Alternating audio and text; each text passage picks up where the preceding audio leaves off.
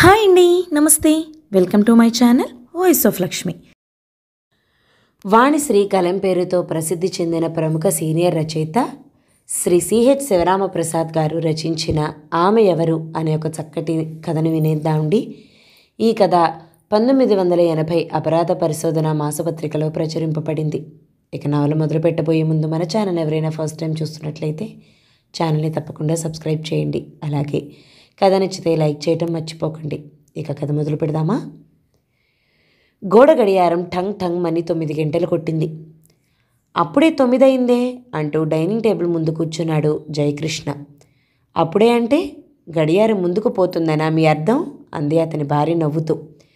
అది కాదు, ఈరోజు వీలైనంత తొందరగా భోజనం చేసి నిద్రపోదాం అనుకున్నాను, కానీ 9 అయింది. నిద్రపోయే సమయానికి 10కి తక్కువ కాదు అన్నాడు. పోలీసులు నిద్రపోతే ఎట్లా? దేశం తగలబడిపోతుంది అన్నామె నవ్వుతూ. పోలీసులు నిద్రపోతేనే మంచిదనిపిస్తోంది, దేశం ప్రశాంతంగా ఉంటుందేమో. పోలీసులే అలా అంటే ఎలా? పోలీసునే అయినా నాకు వ్యక్తిగత అభిప్రాయాలు ఉండకూడదా? కూడదని ఎవరన్నారు? మీ మీద మీకే నమ్మకం తగ్గిపోతున్నట్లు అనిపిస్తోంది. హాల్లో టెలిఫోన్ మోగింది. చూడేమిటో అన్నాడు జయకృష్ణ. ఇంకే ఉంటుంది, ఏ మర్డర్ కేసో అనుకుంటూ ఆమె వెళ్ళి టెలిఫోన్ ఎత్తింది.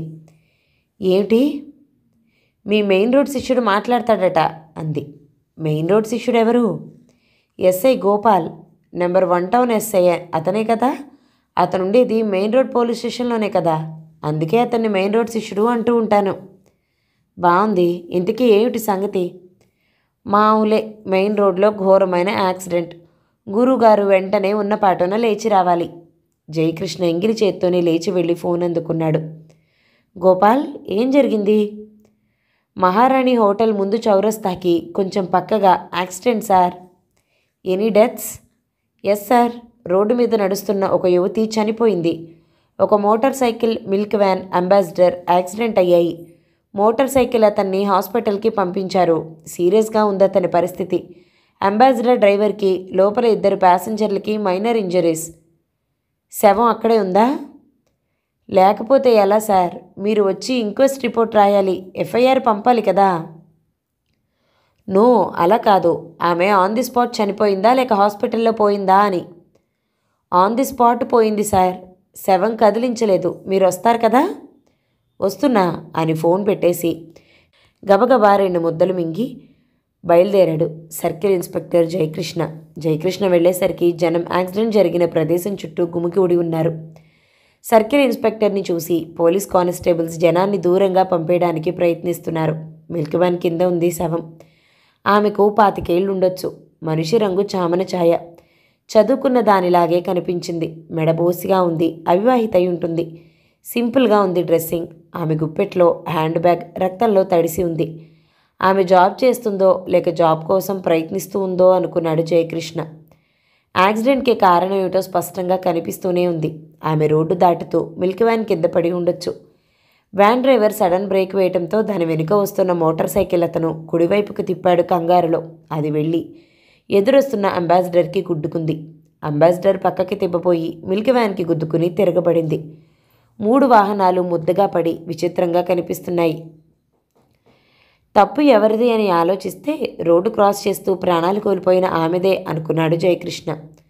మోటార్ సైకిలిస్టు, అంబాసిడర్ డ్రైవరు, అందులో ప్రయాణికులు హాస్పిటల్లో అడ్మిట్ అయ్యారు. మిల్క్ వ్యాన్ డ్రైవర్ మాత్రం భయంతో పారిపోయాడు. బ్రేక్ ఇన్స్పెక్టర్ యాక్సిడెంట్ జరిగిన ప్రదేశాన్ని మార్క్ చేసి టేప్తో కొలతలు వేయిస్తున్నాడు. జయకృష్ణ ఆమె ముఖాన్ని కొంచెం సేపు పరీక్షగా చూశాడు. ఎక్కడ చూసిన గుర్తు రాలేదు. రాత్రి 10 కావచ్చింది. సెకండ్ షో సినిమాలు మొదలయ్యాయి. రోడ్డు మీద ట్రాఫిక్ తగ్గుముఖం పట్టింది. ఎన్నో వందల మంది ఆమె శవాన్ని చూసి వెళ్తున్నారు, కానీ ఎవరూ గుర్తుపట్టలేదు. చిన్న సైజ్ హ్యాండ్ బ్యాగ్ అది. ఆమె చేతి గుప్పిట నుంచి వదిలించాడు జయకృష్ణ. సేవింగ్స్ కార్పొరేషన్ వాళ్ళిచ్చిన క్యాన్వాస్ సంచి అది. జిప్ తెరిచి చూశాడు. ఎరుపు రంగు చీర, 2 బ్లౌజులు, బ్రాసరీస్ ఉన్నాయి. చిన్న నోట్బుక్ దొరికింది. తెరిచి చూశాడు. అన్ని పేజీలు ఖాళీగానే ఉన్నాయి. ఒక్క పేజీలో మాత్రం రేఖా ఎంటర్ప్రైజెస్ అనే అడ్రస్ ఉంది. ఆ నోట్బుక్లోనే డాక్టర్ మాధవి ప్రిస్క్రిప్షన్ రాసిన కాగితం మడత పెట్టి ఉంది. డాక్టర్ మాధవి ప్రిస్క్రిప్షన్ రాసిన తేదీ చూశాడు. ఏప్రిల్ 13, ఈరోజు 15. అంటే 2 రోజుల క్రితమే ఆమె డాక్టర్ మాధవి నర్సింగ్ హోంలో ట్రీట్మెంట్ తీసుకుందన్నమాట. బట్టల అడుగున కాగితం చుట్టిన వస్తువు ఏదో ఉంది. తీసి చూశాడు. కొయ్యబారిపోయాడు సర్కిల్ ఇన్స్పెక్టర్ ఆ వస్తువు చూసి. అది రక్తంలో తడిసిన కత్తి. 6 అంగుళాల పొడవు ఉంది. రక్తం పచ్చిగానే ఉంది.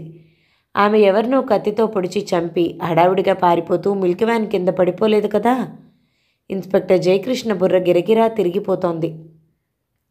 ఓ మై గాడ్ అన్నాడు ఎస్ఐ గోపాల్ రక్తంతో తడిసిన కత్తిని చూస్తూనే. ఈమెవరో ఎప్పుడైనా చూసావా ప్రశ్నించాడు జయకృష్ణ. లేదు సార్ అన్నాడు గోపాలు శవం వైపే పరీక్షగా చూస్తూ. ఇంతలో పోలీస్ జీప్ వచ్చి ఆగింది. అందులో నుంచి ఎస్పీ డిఎస్పీ దిగారు.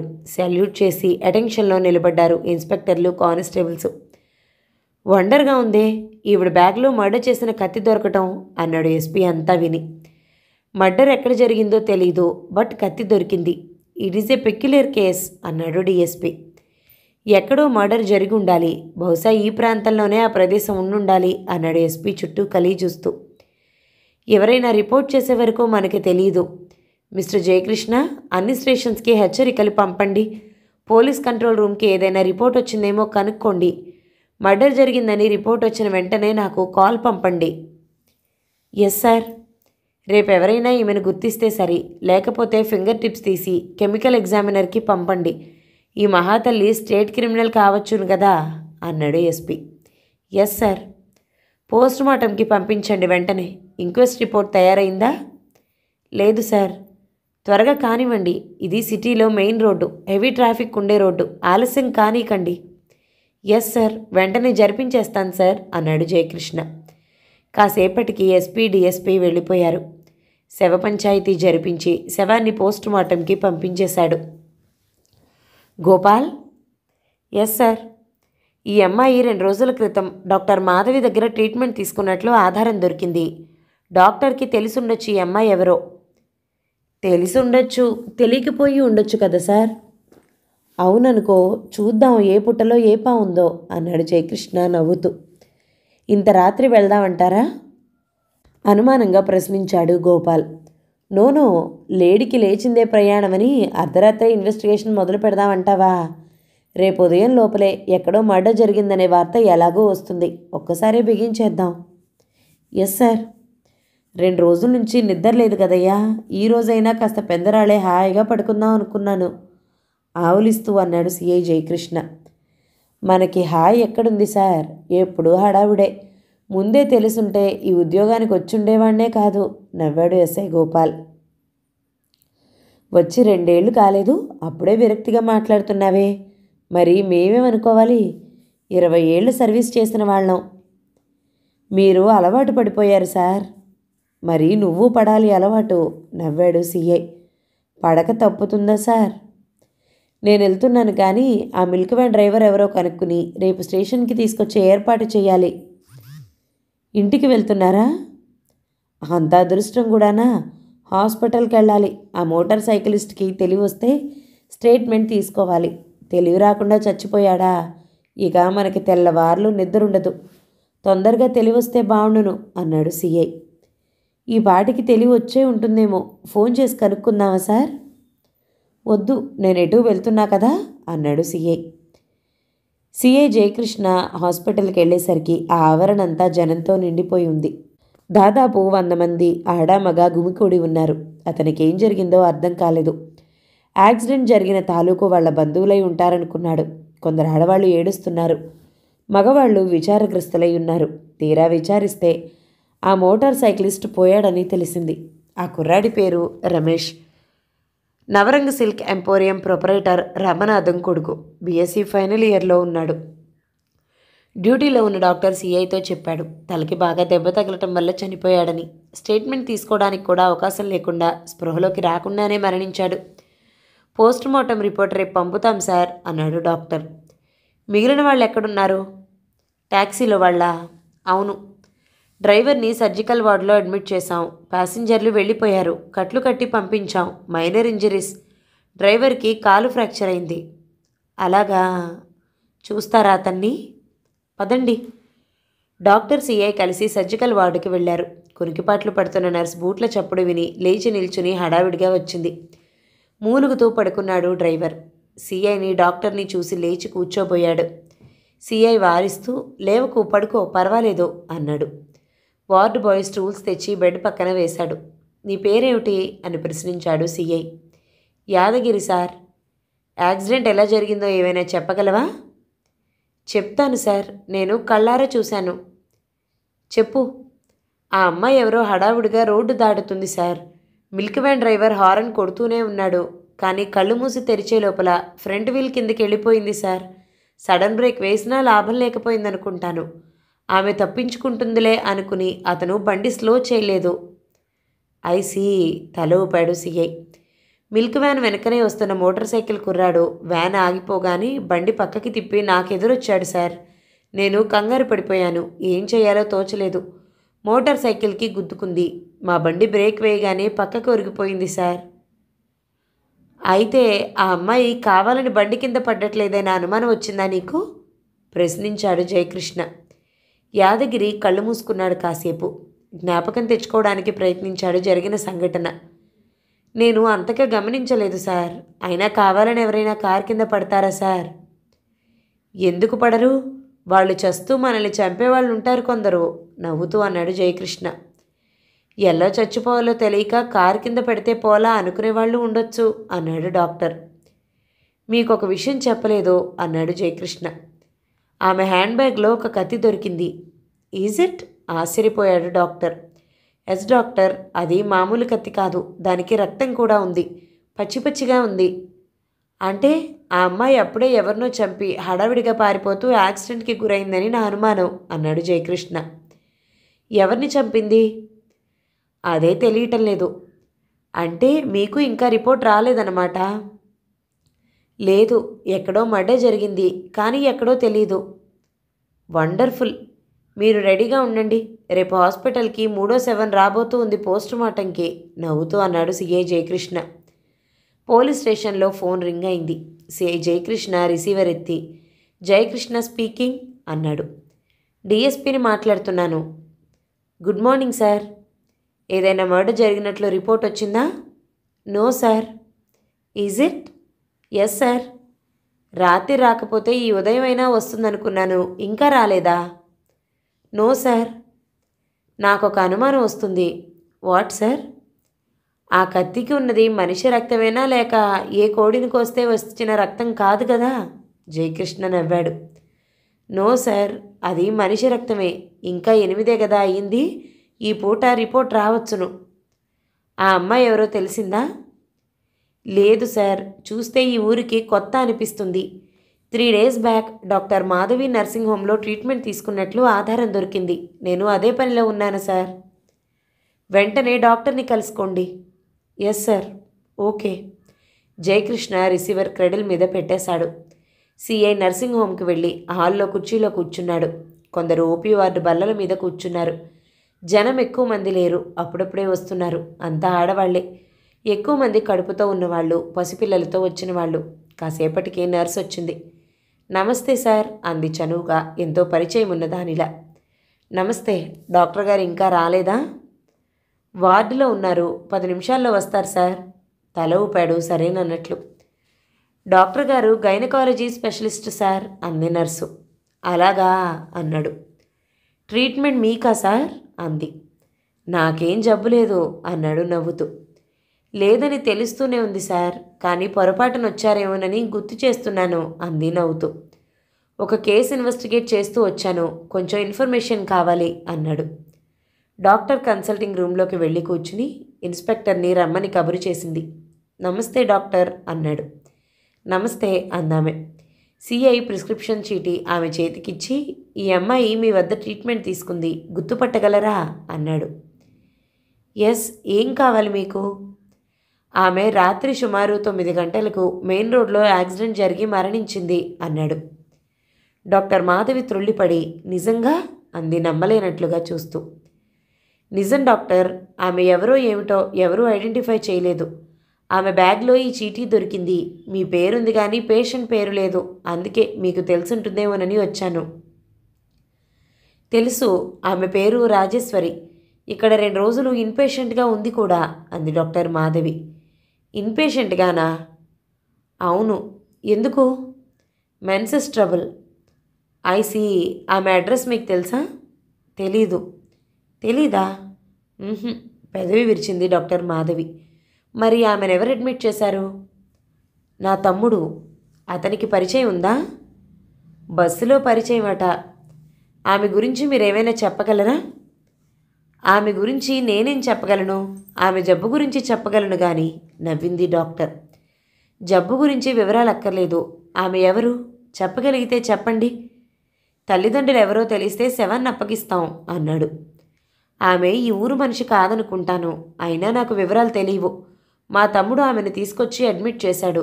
2 రోజులుంచి ఈ క్యాప్సిల్స్ వాడమని రాసిచ్చాను.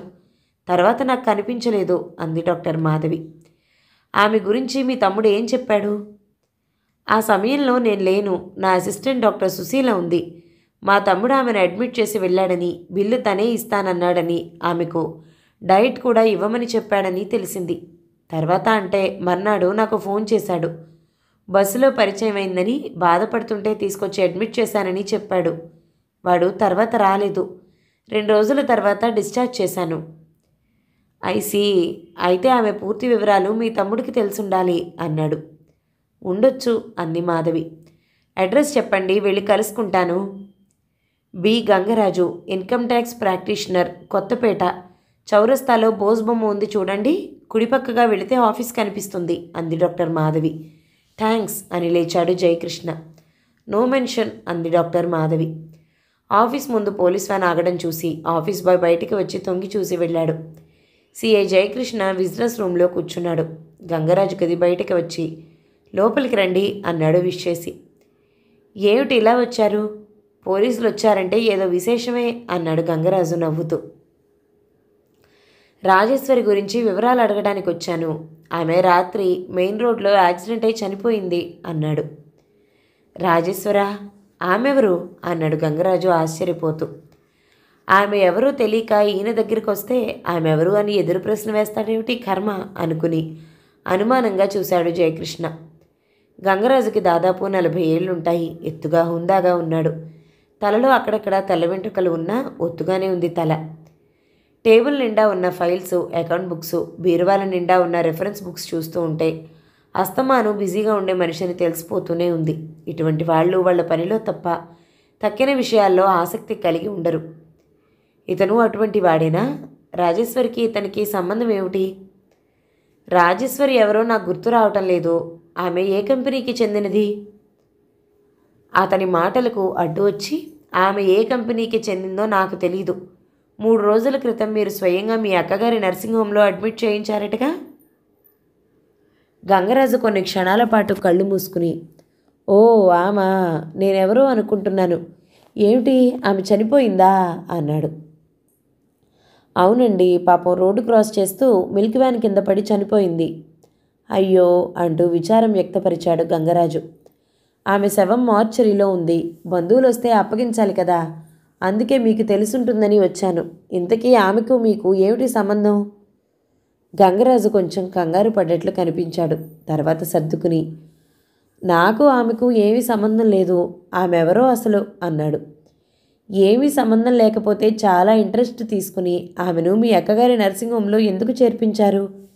బిల్లు కూడా మీరే పే చేస్తానన్నారని, ఆమె వద్ద వసూలు చేయొద్దన్నారని తెలిసింది. అవును, నిజమే. అసలు జరిగింది చెప్తాను వినండి.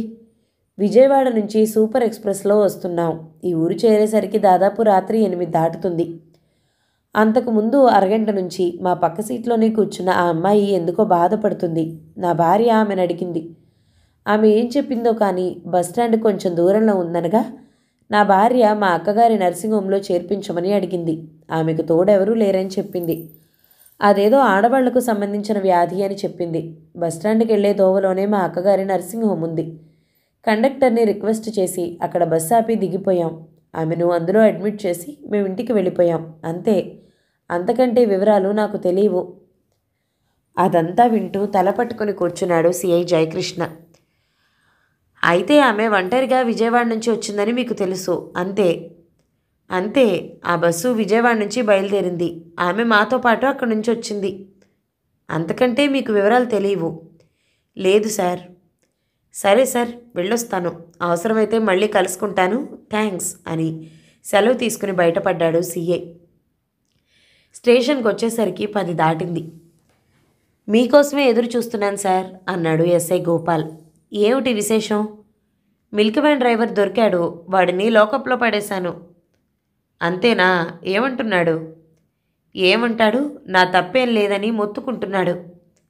డ్రైవర్లు ఇంకేమంటారు? విశేషం అది కాదు. మహారాణి హోటల్ మేనేజర్ వచ్చెళ్ళాడు. ఎందుకు? Room number 116 Rekha enterprises managing partner Kumaraswamy పేరుతో బుక్ చేసి ఉందట. రాత్రి అతను అందులో నిద్రపోయాడట. మర్నాడు అంటే ఈరోజు ఉదయం తలుపులే తెరవలేదట. పంచనామా చేసి తలుపులు తెరవని అప్లికేషన్ రాసిచ్చిపోయాడు. అందులో ఆ కుమారస్వామి సూసైడ్ చేసుకున్నాడేమోనని డౌట్ పడుతున్నాడు. జయకృష్ణ కుర్చీలో కూర్చుని తలపైకెత్తి ఆలోచిస్తున్నాడు.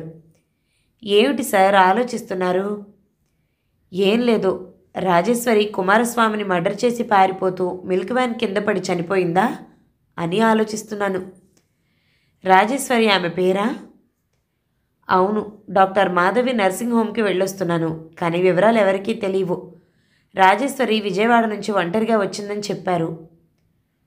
కుమారస్వామిని రాజేశ్వరి మర్డర్ చేసుంటుందని ఎలా ఊహిస్తున్నారు? ప్రశ్నించాడు ఎస్ఐ. జయకృష్ణ నవ్వాడు. పద చూద్దాం. కుమారస్వామి సూసైడ్ చేసుకుని ఉంటే నా ఐడియా తప్పు. మర్డర్ చేసి ఉంటే ఆ చేసింది ఖచ్చితంగా రాజేశ్వరే అన్నాడు జయకృష్ణ కుర్చీలో నుంచి లేస్తూ. మహారాణి హోటల్ రూమ్ నెంబర్ 116 బ్రేక్ చేశారు. వెళ్ళకిలా పడుకుని బెడ్ మీద ఉంది శవం. 2 చేతులు వెనక్కి విరిచి కట్టి ఉన్నాయి నైలాన్ తాడుతో. నోట్లో గుడ్డలు కుక్కి ఉన్నాయి. గుండెలో, మెడ మీద, పొట్టలో కత్తిపోట్లున్నాయి. దాదాపు 10 కత్తిపోట్లు. ఎవరో కసితీరా పొడిచినట్లుంది. హోటల్ మేనేజర్ భయంగా చూశాడు ఇన్స్పెక్టర్ వంక. ఇతనేనా కుమారస్వామి? ప్రశ్నించాడు జయకృష్ణ. అవును సార్. ఇతను తరచుగా మీ హోటల్లో రూమ్ తీసుకుంటూ ఉంటాడా? గెస్ట్ కోసం అని విజిటింగ్ రిజిస్టర్లో రాయించి తీసుకుంటూ ఉంటాడు. ఐసీ అంటూ రూమ్ మొత్తం పరిశీలనగా చూశాడు. ప్లైవుడ్ పార్టిషన్ అవతలకి వెళ్ళి చూశాడు. సన్గ్లాస్ టేబుల్, 4 కుర్చీలు ఉన్నాయి. టేబుల్ మీద రకరకాల dishes, Johnnie Walker whisky bottle ఉన్నాయి. 2 కూర్చుని భోజనం చేసినట్లు 2 ఎంగిలి ప్లేట్లు అలాగే ఉన్నాయి. విస్కీ బాటిల్లో 3 వంతులు ఖాళీ అయింది. 4వ వంతు ద్రవం ఉంది సీసాలో. కుమారస్వామితో పాటు మరొక అమ్మాయి వచ్చింది. ఎవరామె? ప్రశ్నించాడు జయకృష్ణ. భయంగా చూశాడు హోటల్ మేనేజర్. ఎవరో సార్, నేను చూడలేదు. మీరు చూసే ఉండాలి. లేదు సార్, నేను రెస్టారెంట్ కౌంటర్లో ఉన్నాను. లాడ్జింగ్కి వెళ్ళే మార్గం పక్కగా ఉంది.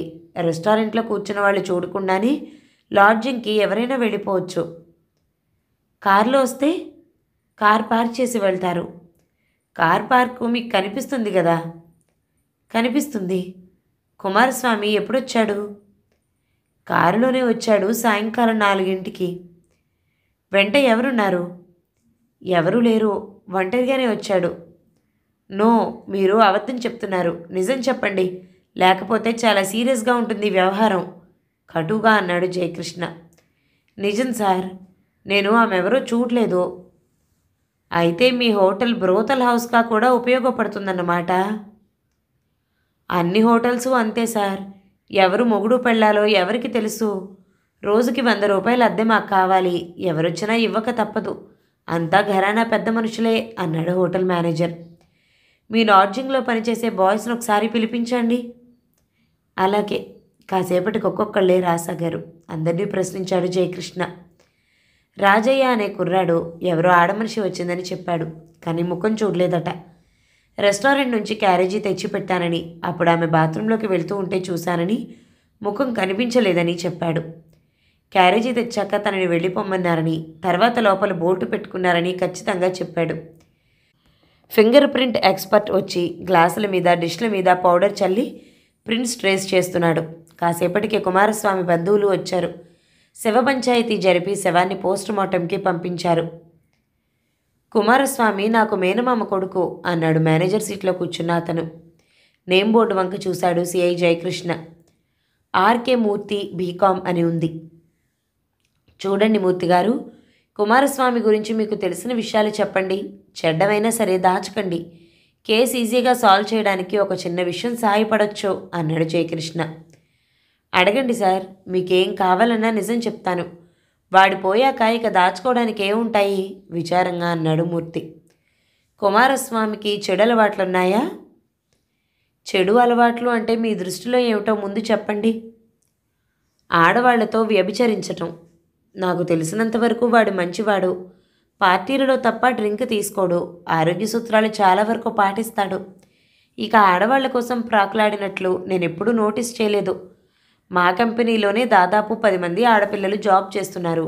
ఎవరితోనూ డీలింగ్స్ లేవని ఖచ్చితంగా చెప్పగలను అన్నాడు మూర్తి. మీరు భ్రమపడుతున్నారేమోనని నేను సందేహిస్తున్నాను. కావచ్చు, నిప్పులేనిదే పొగరాదనే సామెత ఉంది కదా. అసలు ఆ పొగ సంగతే నా నోటీస్లోకి రానప్పుడు నిప్పు సంగతి ఏం చెప్పగలను? మీరు చెప్పే వాటికి జరిగిన సంఘటనకి ఎక్కడా పొత్తు కుదరటం లేదు. కుమారస్వామి మహారాణి హోటల్లో గెస్ట్ కోసం రూమ్ బుక్ చేశాడు. విజిటర్స్ రిజిస్టర్లో అతనే స్వయంగా సైన్ చేశాడు. ఆ రోజు అతని గదిలో రాజేశ్వరి గడిపినట్లు సాక్ష్యం ఉంది. అతని శరీరంపై ఉన్న కత్తిపోట్లు రాజేశ్వరి బ్యాగ్లో దొరికిన కత్తితో పొడిచినట్లు రుజువైంది. రాజేశ్వరి అతని చంపినట్లు తేలింది. తల ఊపాడు మూర్తి. రాజేశ్వరి ఎవరు అనే విషయం తేలటం లేదు. మీరెప్పుడైనా ఆమెను చూశారా అంటూ డైరీలో నుంచి ఫోటోలు తీసి టేబుల్ మీద పెట్టాడు. మూర్తి పరీక్షగా చూశాడు ఫోటోలన్నీ. లేదు సార్, ఈమెను ఎప్పుడూ చూడలేదు అన్నాడు మూర్తి. కుమారస్వామికి పెళ్ళై ఎంతకాలమైంది? 10 ఏళ్ళు కావచ్చు. నా చెల్లెల్ని ఇచ్చి పెళ్లి చేశాం. 3 పిల్లలు కూడా విచారంగా అన్నాడు మూర్తి. కుమారస్వామి ప్రవర్తన మంచిది. ఆడవాళ్లతో డీలింగ్స్ లేవు అని చెప్తున్నారు. పోనీ అతను పూర్వాశ్రమంలో రాజేశ్వరిని ప్రేమించుండే అవకాశం ఉందా? చదువుకునే రోజుల్లో సంగతి చెప్పలేను, కానీ ఆమె విజయవాడ నుంచి వచ్చిందంటున్నారు. మా వాడు విజయవాడలో ఎప్పుడూ ఉండలేదు. బీఎస్సీ ఇక్కడే పాస్ అయ్యాడు. తర్వాత గిండి ఇంజనీరింగ్ కాలేజీలో చదివాడు. ఆమె విజయవాడ నుంచి బస్సులో వచ్చింది. అంత మాత్రాన ఆమె నేటు విజయవాడ అని నిర్ధారించలేం కదా. తల ఊపాడు మూర్తి. బాయ్ స్ప్రింగ్ డోర్ తెరిచి ట్రేలో కూల్ డ్రింక్స్ తెచ్చి సర్వ్ చేశాడు. ప్లీజ్ టేక్ ఇట్ అన్నాడు మూర్తి స్ట్రా నోట్లో పెట్టుకుంటూ. జయకృష్ణ కూల్ డ్రింక్ బాటిల్ నోట్లో పెట్టుకున్నాడు, స్ట్రా అవతల పారేసి. నాకు ఇలా తాగడం ఇష్టం అన్నాడు. నవ్వాడు మూర్తి. రాజేశ్వరి కుమారస్వామిని ప్రేమించుండొచ్చా? భగ్న ప్రేమతో అతని మీద కసి తీర్చుకుని జయకృష్ణ మాటలకి అడ్డొస్తూ అలా జరిగి ఉండటానికి ఎలా అవకాశం ఉంటుంది? వాడికి పెళ్ళై 10 ఏళ్ళు దాటింది. వాడి మీద కసి కోపం ఉంటే ఇన్నేళ్ళు ఊరుకుంటారా ఎవరైనా అన్నాడు. చెప్పలేం. కుమారస్వామి ఆమెను ఇన్నాళ్ళు మభ్యపెడుతూ ఉండొచ్చు. ఆమె ఇక సహించలేక తెగించి అతన్ని చంపుండొచ్చు. అనుకోవడానికి ఎన్నో అనుకోవచ్చును, కానీ నాకెందుకో ఇది వాడి లవ్ అఫేర్లా అనిపించటం లేదు. మనకు తెలియని రహస్యం ఏదో ఉందని నాకు అనుమానంగా ఉంది అన్నాడు మూర్తి. ఉండొచ్చు. మనం అన్ని కోణాల నుంచి కారణాలు వెతకాలి.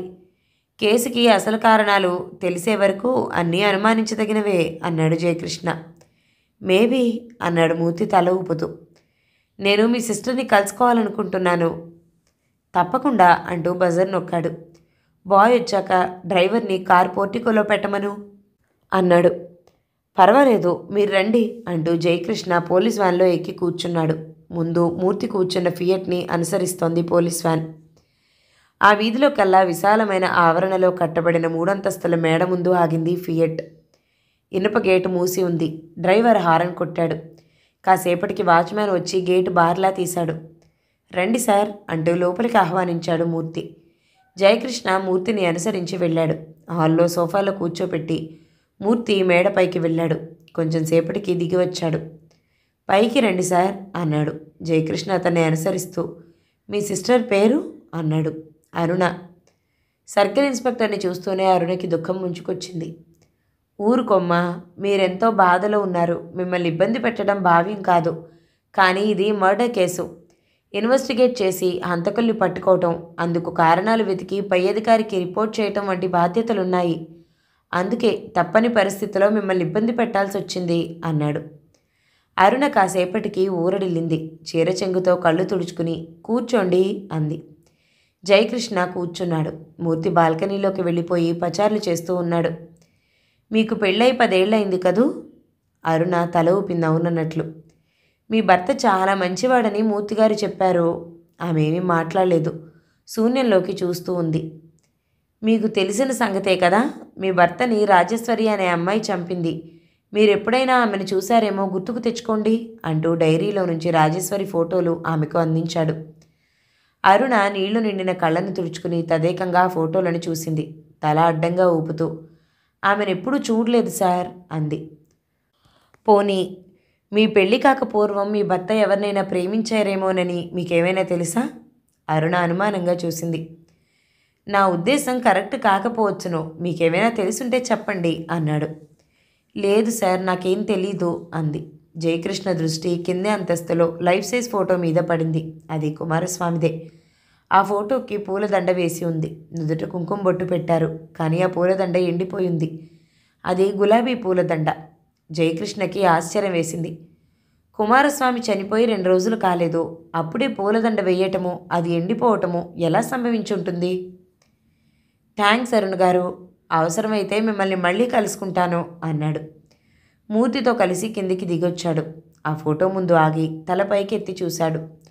రంగూన్ స్టూడియో అని డేట్ స్టాంప్ ఉంది. అక్టోబర్ 16, 1976 తీసిన ఫోటో అది. 4 ఏళ్ల క్రితం ఫోటో కాబట్టి కుమారస్వామి ముఖం కొంచెం లేతగా ఉంది. ఆ పూలదండ సంగతి ఎలా ప్రశ్నించాలో అతనికి అర్థం కాలేదు. బ్రతుకున్న వారికి ఎవరైనా పూలదండ వేస్తారా? ఈ ఫోటో అని ప్రశ్నార్థకంగా చూశాడు మూర్తి వైపు. ఇది సుధాకర్ది అన్నాడు మూర్తి. జయకృష్ణ ఆశ్చర్యపోయాడు. సుధాకర్ ఎవరు అన్నాడు. కుమారస్వామి తమ్ముడు. వాడు చనిపోయి 3 ఏళ్లైంది. సడన్గా పోయాడు, బ్లడ్ క్యాన్సర్ అన్నాడు మూర్తి. ఐసి, అచ్చం కుమారస్వామిలాగే ఉన్నాడు, అతని ఫోటో అనుకున్నాను అన్నాడు జయకృష్ణ ఆశ్చర్యం నుంచి తేరుకుంటూ. ఇద్దరూ ఒకలాగే ఉంటారు రూపంలో. కుమారస్వామి కంటే 2 ఏళ్లు చిన్నవాడు వీడు. ప్రవర్తనలలో పోలికలు లేవిద్దరికీ. వాడు బాగా చదువుకుని ఇంజనీర్ అయి వ్యాపారాన్ని వృద్ధి చేస్తే వీడికి చదువు వంటబట్టగా చెరుతిరుగుళ్ళు తిరిగి రోగాల పాలైపోయాడు. అయితే ఇతను చనిపోయే ముందు ఎక్కడుండేవాడు? ఇక్కడే ఉండేవాడు. కుమారస్వామి తమ్ముడి గురించి పట్టించుకునేవాడు కాదు. వాడు ఎక్కడెక్కడో తిరుగుతూ విచ్చలవిడిగా డబ్బు ఖర్చు పెడుతూ ఉండేవాడు. జయకృష్ణ నడుస్తున్నవాడల్లా ఆగి, అయితే సుధాకర్ ఎప్పుడైనా విజయవాడలో చదువుకున్నాడా అని ప్రశ్నించాడు. మూర్తి ఆలోచనలో పడి, ఎస్ ఇన్స్పెక్టర్ గారు, 2 ఏళ్ళు విజయవాడలోనే హాస్టల్లో చదువుకున్నాడు. కరెక్టే, ఇప్పుడు గుర్తొస్తుంది. 7-8 ఏళ్ల క్రితం అనుకుంటాను. అప్పుడు వాళ్ళ ఫాదర్ బ్రతికే ఉన్నాడు. ఇంట్లో ఉండి సరిగా చదవటం లేదని విజయవాడ పంపించారు. కానీ అక్కడ అంతే, ఇంటర్ కూడా పాస్ అవ్వలేకపోయాడు. పైగా అన్ని తగాదాలు తెచ్చేవాడని వాళ్ళ ప్రిన్సిపల్ లెటర్స్ రాసేవాడు అన్నాడు. నాకిప్పుడు ఒక అనుమానం వస్తుంది. సుధాకర్ అనుకుని అతని విరోధులు ఎవరైనా, అంటే రాజేశ్వరి కుమారస్వామిని మర్డర్ చేయలేదు కదా? మూర్తి నవ్వాడు. సుధాకర్ చనిపోయి 3 ఏళ్లయింది. అతని మీద పగ ఉన్నవాళ్ళు ఇన్నాళ్ళు ఏం చేశారు? పైగా సుధాకర్ చనిపోయాడని ఆ మాత్రం తెలుసుకోకుండా ఇంత దారుణం చేస్తారా? సమ్ మిస్టేక్ ఈజ్ దేర్ అన్నాడు జయకృష్ణ. మూర్తి ఆలోచనలో పడిపోయాడు. Thank you mister Murthy, see you again అన్నాడు జయకృష్ణ పోలీస్ వ్యాన్ ఎక్కుతూ. రాబోయ్ గోపాల్, రామస్వామి మనకొక తంట తెచ్చిపెట్టాడు అన్నాడు సిఐ జయకృష్ణ.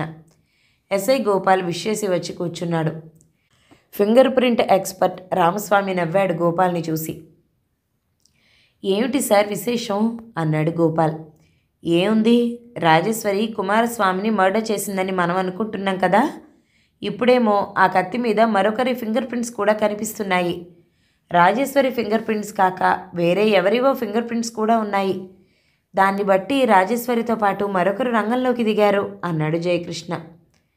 నేను అనుకుంటూనే ఉన్నాను సార్.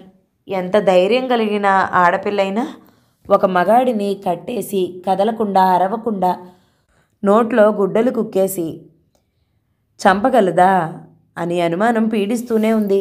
కానీ ఏం చెప్పగలం? ఏమో, తెగించిన ఆడది ఎంత దారుణమైనా చేయగలదు అని అనుకున్నాను. నువ్వు అలా అనుకోగాని ఈ తలనొప్పి వ్యవహారం ఎప్పుడు తేలుతుందో. రాజేశ్వరి మర్డర్ చేసిందని తేలుంటే అందుకు కారణాలు తెలియకపోయినా కొంప మునిగేది ఏమీ లేదు. కేసు క్లోజ్ చేయించేవాళ్ళం. కానీ ఇప్పుడు హంతకుడు ఎవరో మరొకరు అని అనుమానించాల్సి వస్తోంది అన్నాడు జయకృష్ణ. విజయవాడ నుండి మెసేజ్ వస్తే బాగుండును సార్ అన్నాడు గోపాల్. నమ్మకం ఏముంది? ఎవరైనా ఇన్ఫర్మేషన్ ఇస్తే కదా తెలిసేది. మనం ఏం చేయాలి ఇప్పుడు? వీళ్ళ ఫింగర్ ప్రింట్స్ బ్యూరోకి పంపుదాం. పాత క్రిమినల్ ఎవరైనా ఈ మర్డర్ చేసుంటే తెలుస్తుంది కదా అన్నాడు జయకృష్ణ. పాత క్రిమినల్ కాకపోతే? ఫింగర్ ప్రింట్స్ బ్యూరో నుంచి రిపోర్ట్ రానివ్వు, కాకపోతే అప్పుడే ఆలోచించవచ్చు. కీడించి మేలంచమన్నారు కదా, ఈ లోపల మన ఇన్వెస్టిగేషన్ సాగించాలి. షూర్. కుమారస్వామి మర్డర్ కేసు అన్ని పేపర్లలో వచ్చింది, చూసారా? చూశాను. మహారాణి హోటల్ మేనేజర్ లబలబా కొట్టుకుంటున్నాడు తమ హోటల్కి చెడ్డ పేరు వచ్చిందని. మనం ఏం చేస్తాం దానికి? రోజులన్నీ ఒకలాగే ఉంటాయా అని నవ్వాడు జయకృష్ణ. అవుననుకోండి. మిస్టర్ గోపాల్, నువ్వు ఒక పని చేయాలి. చెప్పండి సార్. రేఖా ఎంటర్ప్రైజెస్ ఆఫీస్కి వెళ్ళి కొంత సమాచారం సేకరించుకురావాలి. మీరు వెళ్ళొచ్చారుగా? వెళ్ళాననుకో, కానీ ఈసారి మఫ్టీలో వెళ్ళి కుమారస్వామి స్టెనోని కానీ పర్సనల్ జవాన్ని కానీ పట్టుకో. కుమారస్వామి పర్సనల్ లైఫ్ అంటే అతను ఎలా ప్రవర్తించేవాడు వీలైనంత రాబట్టు. వాళ్లలో ఎవరైనా రాజేశ్వరిని ఎరిగిన వాళ్ళు ఉంటే ఉండొచ్చు. ఎస్ సార్, వెంటనే వెళ్తాను. కానీ మనం అక్కడికి వెళ్ళి వాళ్ళని బ్రతిమాలే కంటే స్టేషన్కి తీసుకొచ్చి అడిగితేనే నిజం చెప్తారని నా ఉద్దేశం. నీ ఇష్టం.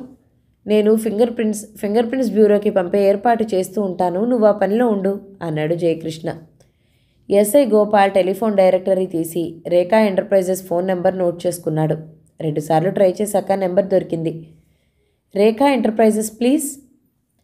I want mister Murthy, manager. Please be on the line. కొంచెం సేపటికి రిప్లై ఇచ్చింది. Sorry sir, mister Murthy gone outside. Now time is about 4 o'clock. He may not come to office. Please ring to RVR Club or to his residence. Thanks. Gopal telephone cradle మీద పెట్టేశాడు. ఎవరికి phone? వాళ్ళ manager మూర్తి ఉన్నాడేమోనని phone చేశాను, లేడట. అతనెందుకో? అయినా అతనికేమీ తెలీదు. అతని గొడవ అతనిదే. తన చెల్లెల్నిచ్చాడు కాబట్టి కుమారస్వామి మంచివాడు, బుద్ధిమంతుడు అంటూ చెప్పుకొచ్చాడు. ఇంటిగుడ్డు రచ్చకెక్కించుకుంటారా ఎవరైనా? అంతే. నేను మేనేజర్ని కలుసుకోవడానికి కాదు ఫోన్ చేసింది. మరి? అతను లేనప్పుడు వెళ్తే పని సులభంగా ఉంటుంది. తీరా అతను ఉంటే వాడికి ఏదైనా గైడెన్స్ ఇవ్వచ్చుగా. నీ ఐడియా కరెక్టే. ఇప్పుడే వెళ్ళి కుమారస్వామి పర్సనల్ జనాన్ని పిలుచుకొస్తాను అన్నాడు ఎస్ఐ. వెళ్ళిరా. ఎస్ఐ వెళ్ళాడు.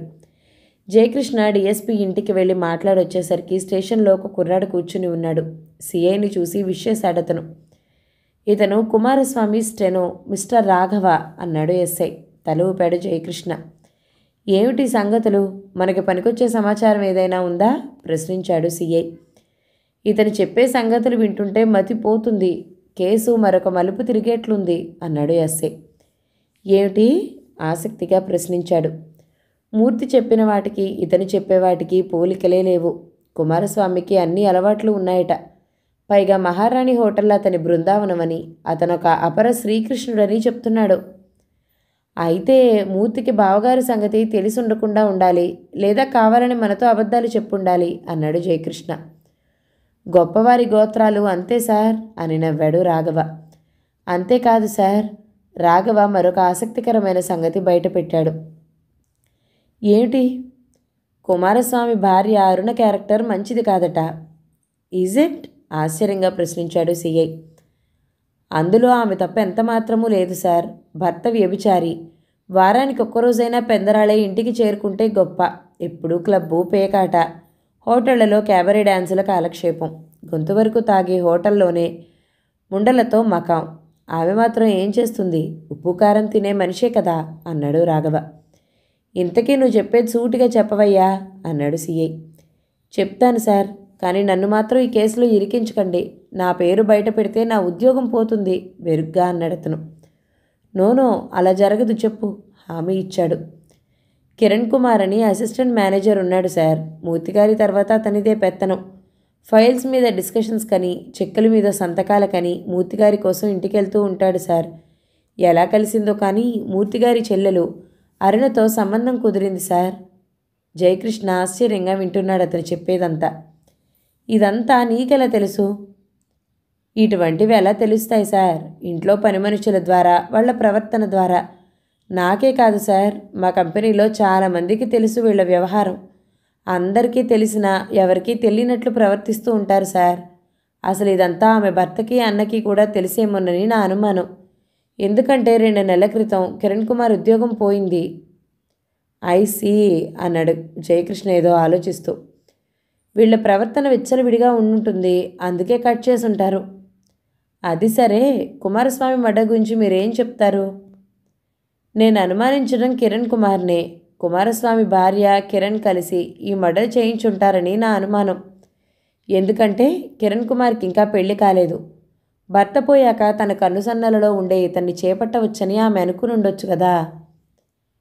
మీది కేవలం అనుమానమేనా, లేక ఏదైనా ఆధారం చూపగలరా? ఇంతకీ రాజేశ్వరిని మీరు ఎప్పుడైనా చూశారా? ప్రశ్నించాడు సిఐ. రాజేశ్వరి ఎవరో నాకు తెలీదు, నేను ఎప్పుడూ చూడలేదు. ఆ రాజేశ్వరి ఏ బ్రోతలో అయ్యుంటుంది సార్. ఇదంతా కూడా పైడి తల్లి ద్వారా జరుగుంటుందని నాకు అనుమానం అన్నాడు రాఘవ. పైడి తల్లి ఎవరు?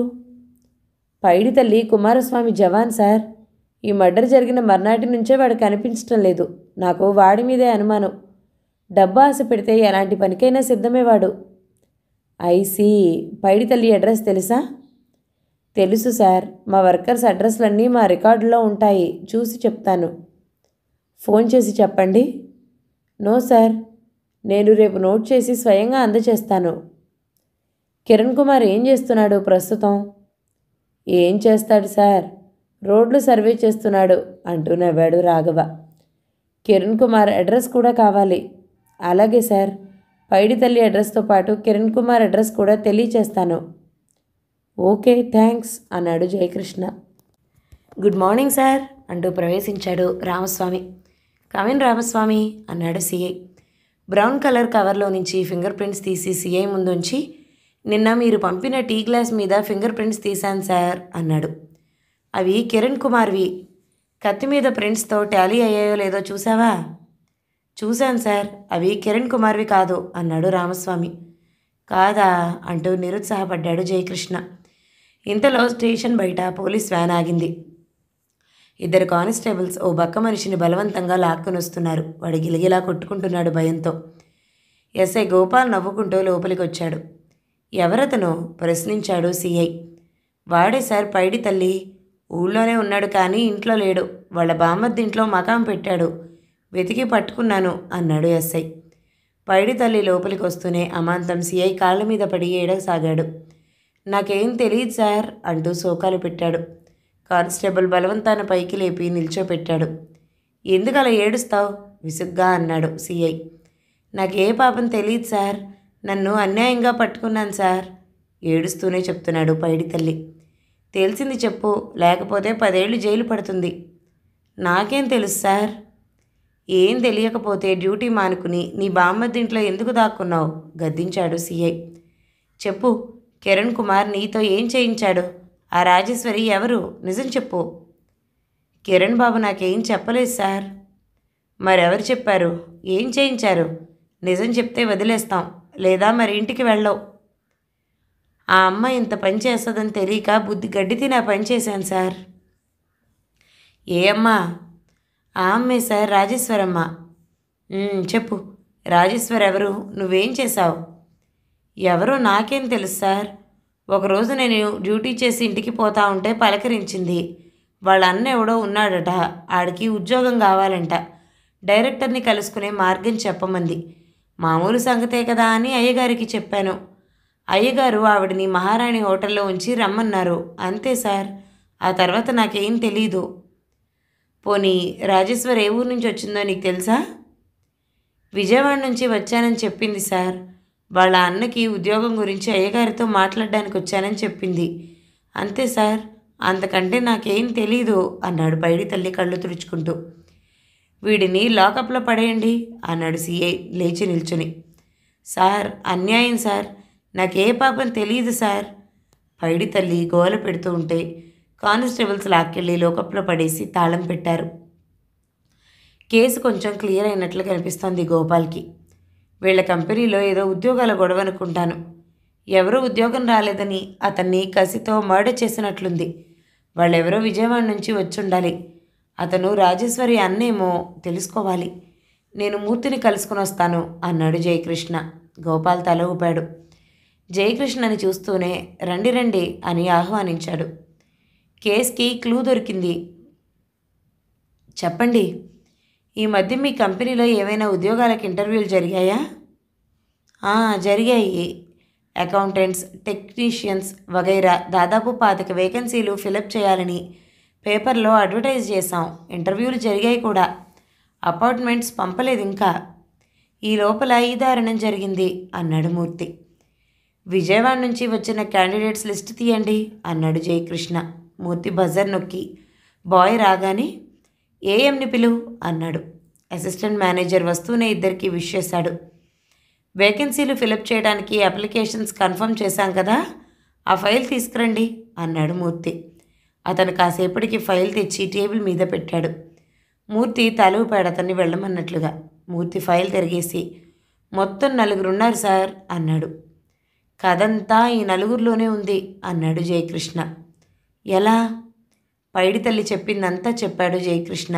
అంతా విని నాకు తెలీదు మా వాడి వ్యవహారం, అయితే పైడి తల్లి అన్నీ అరేంజ్ చేస్తూ ఉంటాడన్నమాట రాస్కెల్ అన్నాడు మూర్తి. వాళ్ళ అడ్రస్లు నోట్ చేసి ఇవ్వండి. వీళ్లలో ఎవరో ఒకరు రాజేశ్వరికి చెల్లెలు కావచ్చు. అది తేలితే మబ్బు విడిపోయినట్లు కేసు తేలిపోతుంది, హంతకుడు దొరికిపోతాడు అన్నాడు జయకృష్ణ. మూర్తి 4 అడ్రస్లు కాగితంపై నోట్ చేసి ఇచ్చాడు. విజయవాడ వెళ్ళి రావాల్సి వస్తుంది, తర్వాత కలుస్తాను అని సెలవు తీసుకుని వచ్చేశాడు జయకృష్ణ. రాజశేఖరానికి బేడీలు వేసి నిల్చోబెట్టారు పోలీస్ స్టేషన్లో. ఫింగర్ ప్రింట్స్ తీయడానికి స్టాంప్ ప్యాడ్ తెస్తూ ఉండగా అన్నాడు రాజశేఖర్. ఎందుకు ఆ ఫార్స్ అంతా? నేను ఒప్పుకుంటున్నాను కదా, వాడిని మర్డర్ చేసింది నేనే. చేసిన వాడివి అప్పుడే ధైర్యంగా నిలబడి ఉంటే నీ చెల్లెలు చనిపోకుండా ఉండేది కదా, అంత పిరికివాడివి మర్డర్ ఎలా చేశావు? తన చెల్లెలు గుర్తుకు రాగానే రాజశేఖర్ ముఖం విషాదమైంది. వర్షం కురిసే ముందున్న ఆకాశంలాగా నల్లబడింది ముఖం. నిజమే సార్, తప్పు చేశానేమోనని ఇప్పుడు అనిపిస్తోంది అన్నాడు. అసలేం జరిగిందో చెప్పు. ఏం చెప్పను సార్, జరిగిందంతా ఒక ట్రాజెడీ, నా జీవితమే ఒక ట్రాజెడీ అన్నాడు రాజశేఖర్. చదువుకున్నవాడివి మర్డర్ చేశావంటే నమ్మలేకుండా ఉన్నాను. ఎంతో బలమైన కారణం ఉంటే కానీ ఒక మనిషి మరొక మనిషిని చంపలేడు. చెప్పు, ఏం జరిగింది? ఇదంతా నా పొరపాటు వల్లనే జరిగింది సార్. నీ పొరపాటా? అవును సార్. రేఖా ఎంటర్ప్రైజెస్ వాళ్ళు అకౌంటెంట్ జాబ్కి నన్ను ఇంటర్వ్యూకి పిలిచారు. ఇంటర్వ్యూకి వెళ్ళాను. 4 ఇంటర్వ్యూ చేశారు. అందులో మేనేజింగ్ డైరెక్టర్ని చూసి నేను ఆశ్చర్యపోయాను. ఎందుకంటే అతను విజయవాడ కాలేజీలో చదువుకున్నవాడే, నాకు జూనియర్. మా రాజేశ్వరిని అల్లరి పెట్టినందుకు చిత్తుగా తన్నాను ఒకరోజు. నేనంటే వాడి కోపం. ఎన్నో ఏళ్ల తర్వాత మేనేజింగ్ డైరెక్టర్ హోదాలో అతను నా భవిష్యత్తు నిర్ణయించగల పొజిషన్లో ఉన్నాడని అనుకునేసరికి నా మనసు చెడిపోయింది. ఇంటర్వ్యూ సరిగ్గా చేయలేకపోయాను. వాడు నా మీద కోపంతో ఆ జాబ్ నాకు రాకుండా చేస్తాడని ఊహించాను. నిరాశతో విజయవాడ తిరిగి వెళ్ళిపోయాను. ఆ సంగతి రాజేశ్వరికి చెప్పాను. మామూలుగా మర్నాడు వేరే పని మీద వైజాగ్ వెళ్ళాను. అక్కడ ఒక ఫ్రెండ్ ఉద్యోగానికి సహాయం చేస్తానన్నాడు. ఎంతో ఆశగా వెళ్ళాను. నిజానికి ఎంత చిన్న ఉద్యోగమైనా అవసరం నాకు. మా నాన్న రిటైర్డ్ గుమాస్తా, 150 వస్తుంది పెన్షన్. పైగా ఆయన జబ్బు మనిషి. నేను, అమ్మ, చెల్లెలు, తమ్ముడు ఇంతమంది ఆ పెన్షన్ మీదే ఆధారపడ్డా ఉంటే పరిస్థితులు ఎంత దారుణంగా ఉండుంటాయో మీరు ఊహించుకోవచ్చు. 2 నెలల తర్వాత నేను వైజాగ్ నుంచి వచ్చేసరికి రాజేశ్వరి ఇంట్లో లేదు. నాకు ఉద్యోగం రావడానికి ప్రయత్నం చేస్తానని చెప్పి వెళ్ళినట్లు తెలిసి ఆశ్చర్యపోయాను. దరిద్రం భరించలేక రాజేశ్వరి సిగ్గు విడిచి వాడిని ప్రాధేయపడ్డానికి వెళ్ళిందని తెలిసి నా కడుపు మండిపోయింది. తీరాది వాడిని కలుసుకుంటే ఏం జరుగుతుందో ఊహించుకునేసరికి నా రక్తం ఉడికిపోయింది. వాడు, ఆ పశువు, రాజేశ్వరి శీలాన్ని చెరుస్తాడు. నో, అలా జరగడానికి వీల్లేదు. దరిద్రంతో ఇంటిల్లపాది మాడిపోయినా సరే. తక్షణం లారీ పట్టుకుని వెళ్ళాను. చివరికి పైడి తల్లి చెప్పాడు, రాజేశ్వరి అనే అమ్మాయి మహారాణి హోటల్లో ఉందని, రూమ్ నెంబర్ 116 అని. ఆవేశంతో వెళ్ళాను. అప్పటికి రాత్రి 8 కావచ్చింది. నేను అనుకున్నట్లే ఉంది ఆ రూమ్లో పరిస్థితి. నాకు గతమంతా గుర్తుకొచ్చింది. రాజేశ్వరి నన్ను చూసి కొయ్యబారిపోయింది. వాడు తాగిన మైకంలో బూతులు తిట్టాడు. రూమ్ తలుపులు మూసి వాడిని మర్డర్ చేసి వచ్చేశాను. వాడితో పాటే నా చెల్లెల్ని కూడా చంపాలనుకున్నాను, కానీ చంపలేకపోయాను. కానీ చచ్చిపోయిందని భావించి వచ్చేశాను. కానీ నువ్వు చేసిన పొరపాటు ఏమిటో నీకు తెలిసిందా తర్వాత తెలిసింది సార్, ఆ మేనేజింగ్ డైరెక్టర్ పేరు కుమారస్వామి అని, నా శత్రువు అతని తమ్ముడు సుధాకర్ అని. తర్వాత అంతా అయిపోయాక తెలిసింది సార్, విచారంగా అన్నాడు రాజశేఖర్. కథ సమాప్తం. కథ కనుక మీకు నచ్చినట్లయితే లైక్ చేయండి, షేర్ చేయండి, మంచి కామెంట్ చేయండి. మన ఛానల్ని తప్పకుండా సబ్స్క్రైబ్ చేసుకోండి. Thank you so much for watching. నమస్తే.